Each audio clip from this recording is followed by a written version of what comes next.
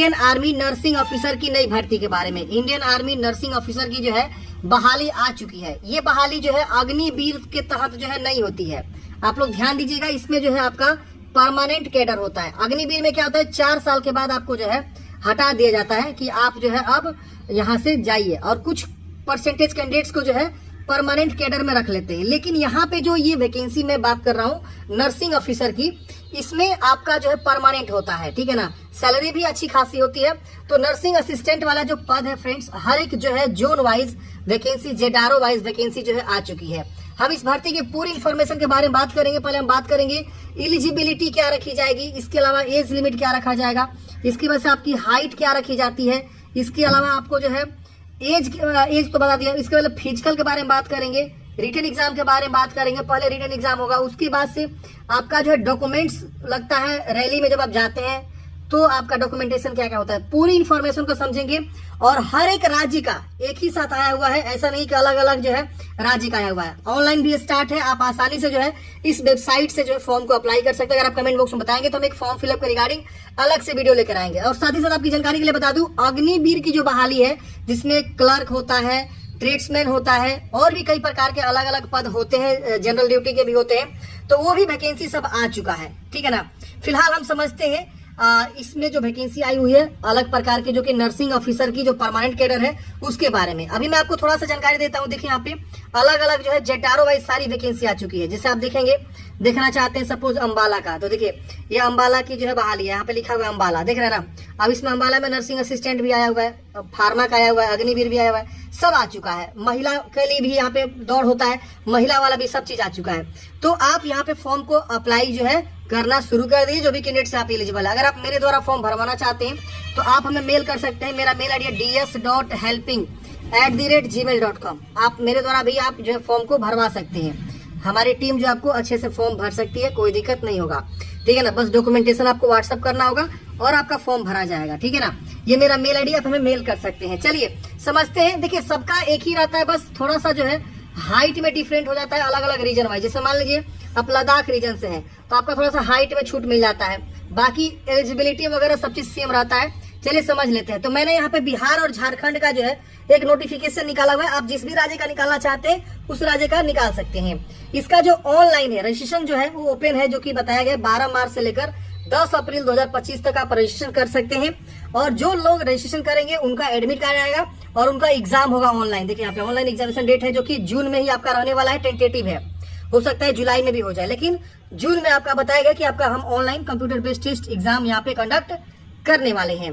तो ये आपका 12 मार्च से 10 अप्रैल तक फॉर्म फिलअप यहाँ पे रहेगा। इसका जो पद है नर्सिंग असिस्टेंट, देख रहा है ना, नर्सिंग असिस्टेंट, वेटनरी भी यहाँ पे आपका पद रहता है। अब इसमें बोला गया कि डोमिसाइल ऑफ बिहार झारखंड वाले इस नोटिफिकेशन को देखने के और ऑनलाइन आवेदन एक ही बार जो है पूरे स्टेट का एक ही साथ हो चुका है। बात करते हैं एलिजिबिलिटी की। आप किसी भी राज्य से आते हैं तो एलिजिबिलिटी सेम रखा जाता है, उम्र भी सेम रखा जाता है। 17.5 से 23 वर्ष की आपकी उम्र सीमा है तो फॉर्म भर सकते हैं। इसमें जो आपका क्वालिफिकेशन है, मतलब कहाँ तक आप पढ़े होने चाहिए, तो इसमें अपने साइंस जो है विषय से इंटरमीडिएट किया होना चाहिए, जिसमें फिजिक्स, केमिस्ट्री, बायोलॉजी और इंग्लिश विषय सब मिला के जो है 50% होना चाहिए। मतलब आपके जो है 12th में 50% होना चाहिए। इससे कम है तो आप फॉर्म नहीं भर सकते हैं। इसके अलावा सभी विषय में 40% से कम नहीं होना चाहिए। मान लीजिए सपोज आपका जो है फिजिक्स में 38 नंबर है तो नहीं भर पाइएगा फॉर्म। क्यों? क्योंकि यहाँ पे लिख दिया गया 40 नंबर ईच सब्जेक्ट होना चाहिए और पूरा सब्जेक्ट मिला के 50% से ज्यादा होना चाहिए। तो ये आपको समझना होगा। इसके अलावा बोला गया कि अगर आप इंटरमीडिएट किए हुए science, physics, chemistry, botany, zoology and English तो भी आप फॉर्म भर सकते हैं। 50% मार्क्स आपका होना चाहिए पूरे 12th में और हर एक विषय में 40 से कम नहीं होना चाहिए। अब एज की बात करें तो डेट ऑफ बर्थ का यहाँ पे जो लिमिट दिया गया है 1 अक्टूबर 2002 से लेकर 1 अप्रैल 2008 के बीच आपका डेट ऑफ बर्थ है तो आप फॉर्म भर सकते हैं। अगर हम बात करें हाइट की तो हाइट देखिए 169 सेंटीमीटर आपकी जो है हाइट यहाँ पे बोला गया है और चेस्ट जो है 77 से लेकर 5 सेंटीमीटर फुलाना आना चाहिए। तो ये आपका यहाँ पे रखा गया है। बात करें यहाँ पर रिलैक्सेशन, फिजिकल स्टैंडर्ड में रिलैक्सेशन भी मिलता है। जैसे कि कोई कैंडिडेट्स अगर जो है स्पोर्ट्स मैन है, स्टेट लेवल या नेशनल लेवल, इंटरनेशनल लेवल अगर खेल खेला, जैसे कोई भी खेल हो सकता है, या यहाँ पे जो यूनिवर्सिटी बोर्ड चैंपियनशिप होता है या स्कूल स्टेट चैंपियनशिप होता है, तो उनको 2 सेंटीमीटर का हाइट में छूट मिलता है। मतलब उनका हाइट जो है यहाँ पे 167 है तो भी वो फॉर्म भर सकता है।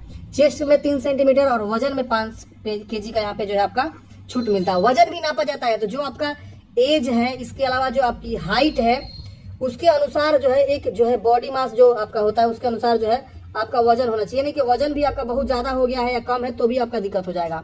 तो एज और हाइट के ऊपर डिपेंड करता है आपका वजन क्या होना चाहिए। एक स्टैंडर्ड फॉर्मूला होता है, आप देख लीजिएगा। अब देखिए बोला गया मिनिमम हाइट 162 सेंटीमीटर है, तो यहाँ पे आपका वजन जो है 48 kg यहाँ पे बोला गया है, ठीक है। और यहाँ पे आपकी जो है minimum chest 77 centimetre, 5 centimetre expansion यहाँ पे होना चाहिए। अब यहाँ पे फिजिकल जो आपका स्टैंडर्ड में भी छूट यहाँ पे देखने को मिलेगा, जो कि आप यहाँ पे देख सकते हैं। एसटी कैंडिडेट्स को, आदिवासी कैंडिडेट्स को यहाँ पे आपका बोला गया है कि आपका जो है यहाँ पे छूट मिलता है। मिनिमम हाइट में 162 सेंटीमीटर हाइट है तो आप फॉर्म भर सकते हैं, और चेस्ट 77 से 5 सेंटीमीटर एक्सपेंशन आना चाहिए। तो ये एसटी को और आदिवासी कैंडिडेट्स को जो यहाँ पे छूट देखने को मिलता है हाइट में, बाकी किसी को नहीं मिलता है।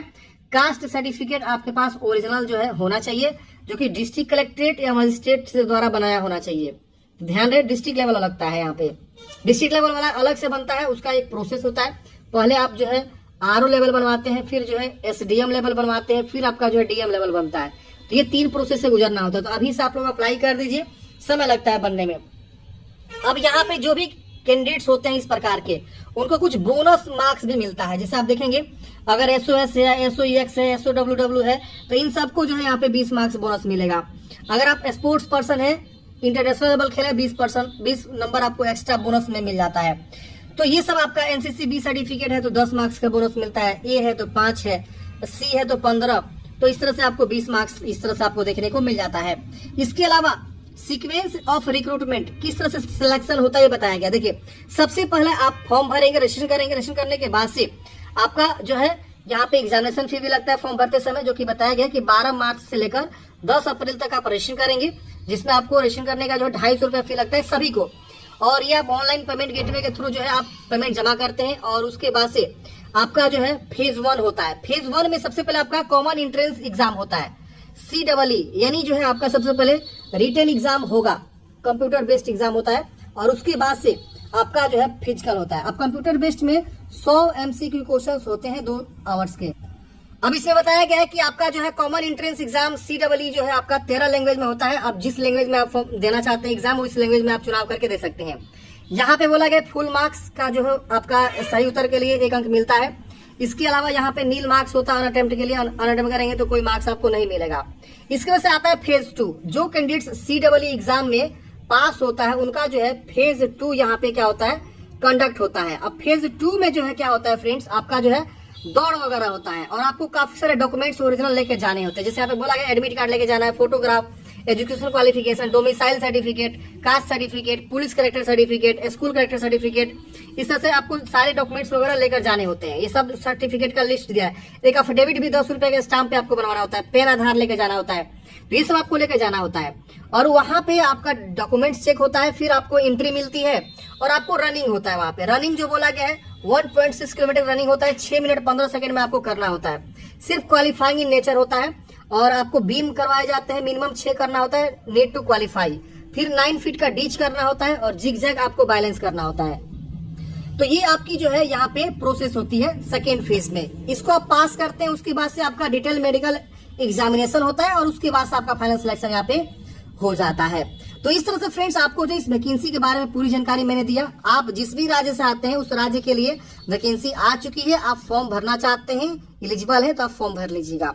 सभी का जो है सेम यही एलिजिबिलिटी रखा जाता है, एज लिमिट भी सबका सेम रहेगा।